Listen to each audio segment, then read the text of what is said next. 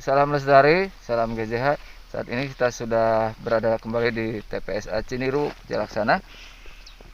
Kita hari ini menemukan beberapa limbah diduga dari hasil medis atau rumah sakit. Di sini bisa dilihat ada masker, terus ada kardus vitamin, kemudian ada bekas darah, labu darah, ada sarung tangan, karet, kemudian ada beberapa bungkus obat-obatan dan jarum suntik. Nah, dari penelusuran hari ini kita mengetahui bahwa pembuangan dari rumah sakit atau dari praktik kesehatan di Kuningan tidak dibuang di tempat yang semestinya, tapi malah dibuang di TPSA Ciniru ini. Nanti kita akan coba bertanya pada pihak yang bersangkutan. Terima kasih.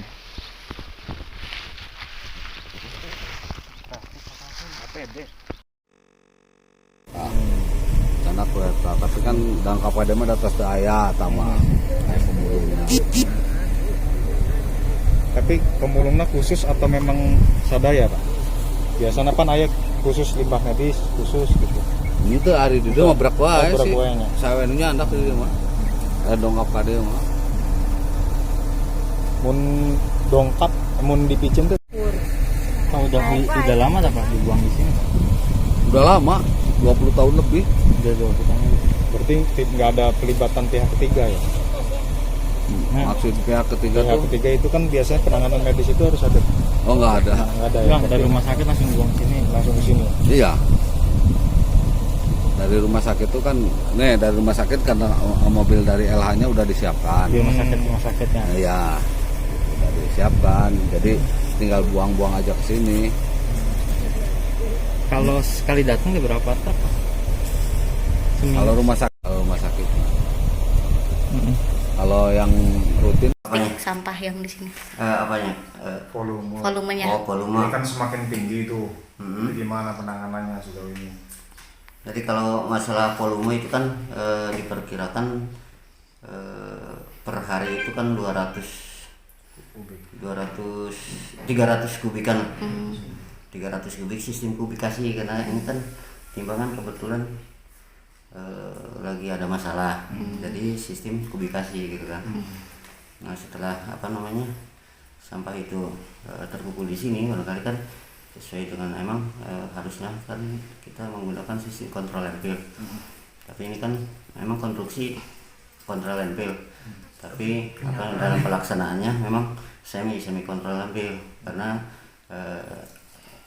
ada kaitannya dengan anggaran yang kami yang terbatas gitu kan. Jadi kalau mengacu pada kontrol landfill, barangkali sampai di sini ya kami belum siap secara maksimal karena anggaran tersebut gitu kan. Karena setiap hari kalau melakukan kontrol landfill, persyaratannya satu ada setiap operasi itu ada pengurugan dan pemadatan. Sementara ini kami ya barangkali sebulan sekali atau seperti itu. Jadi semi kontrol landfill gitu kan. Jadi antara oven dumping dan kontrol landfill gitu kan. Antara sanitary landfill dan kontrol landfill. Jadi ya barangkali seperti dilihat barangkali itu sampah di gunung. Tapi itu sudah ada pemadatan. Sudah ada pemadatannya. Bukan hanya ditumpuk itu kan. Sambil operasi estafet sampah itu kan secara tidak langsung sudah ada pemadatan gitu kan. Jadi pemadatan disitulah untuk sekaligus secara tidak langsung memberikan kesempatan untuk mempercepat pembusukan gitu kan, karena ada gencatan dari atas gitu kan. Kemudian setelah itu nanti setelah ada pemulugan kami mengadakan biasanya di sel-sel, misalnya sekian meter kali sekian meter untuk pengurugan gitu kan setiap operasi. Itu barangkali ini memang di sini sampah itu udah berumur, TPA ini udah 21 tahun. Berdiri tahun 2019 akhir. 2009. 19 2019. 2009 ya. 2009 berarti cuma 11 Pak. 99 paling. Iya 99. 2000 Kan 21 tahun usianya. Berarti 99. 99.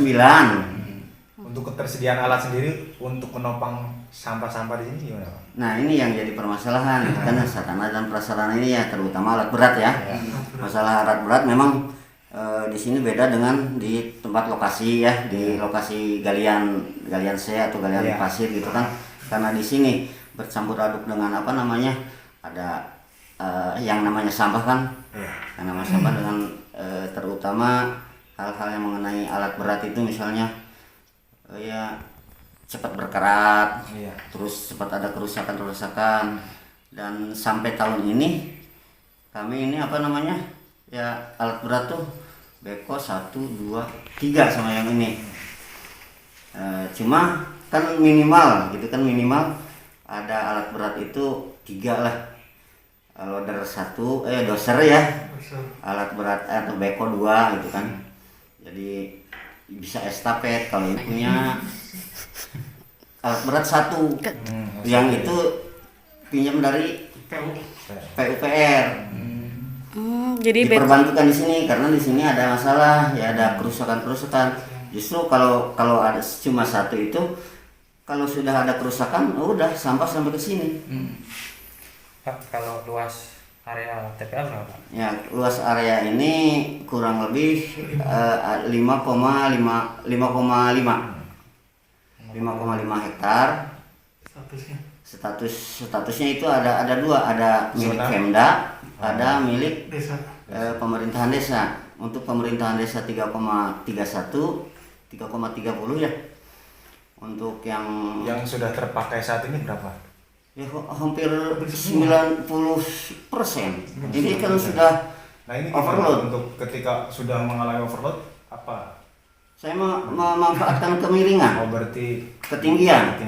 Kan itu sebetulnya yang bawah itu masih pendek. Itu sudah habis. Tapi kami bikin alternatif, bikin jalan ke yang ada tanjakan itu ya. Nah, kami manuvernya di sana, di atas. Jadi untuk memanfaatkan zona yang ada di bawah. Sebetulnya itu juga udah penuh. Nanti saya untuk memperhemat itu, untuk memanfaatkan kemiringan itu, nanti permukaan bawah itu sampah nanti sama dengan yang ada dataran di sini. Terkait ini Pak, selama COVID peningkatan volume ini lebih tinggi atau lebih berkurang? Ya sebetulnya dari sebelum ada COVID. Sebelum ada COVID, sebelum sama sesudah. Iya. Ya saya kira sama aja. Sama konsumsi sama aja. Kalau sampah Tidak terlalu signifikan dalam peningkatan volume gitu kan. Sampah yang dibuang ke sini jenisnya apa aja Pak? Sampah yang dibuang ke sini ya sampah organik, non organik gitu kan. Cuma kalau B3 itu ya itu dan dikelola oleh timbulannya itu sendiri yang mengeluarkan sampah itu sendiri kan. Kalau B3 gitu sebetulnya saya tidak menerima di sini karena B3 itu kan sampah medis gitu kan. Jadi berbahaya gitu kan. Sama pihak ketiga atau kemana Pak untuk B3? B3 ya kurang tahu ya. Yang jelas dari dinas sudah mengirimkan edaran kepada rumah sakit dan lain sebagainya buka praktek klinik segala macam, jangan sampai mengeluarkan biasanya kalau sampah sakit sini. sama pihak ketiga ada untuk di B3-nya ada pengolahan secara khusus kayaknya. B3 itu jenisnya apa aja Pak? Jenisnya jarum suntik gitu kan. Terus infus, selang transfusi darah dan lain sebagainya gitu. Semacam yang B3-nya.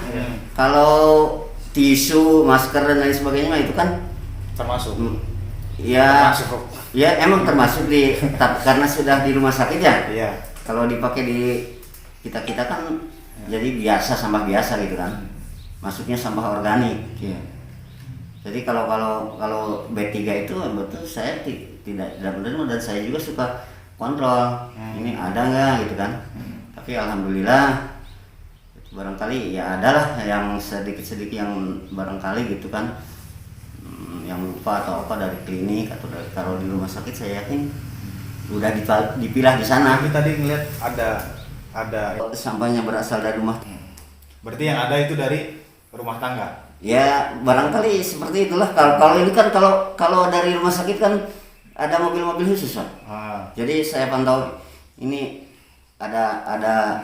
Tapi rumah sakit berarti di sini tidak menerima ya untuk sampah B3. Sampah B3-nya ini ya. Cuma sampah itunya mah ya dibuang ke sini. Sampah-sampah itunya yang kan udah dipilah sama di sananya. Sampah B3 sama sampah. Kan di rumah sakit juga bukan sampah B3 semua. Ada B3, ada organik, ada anorganik. Yang organik dan anorganiknya ke sini.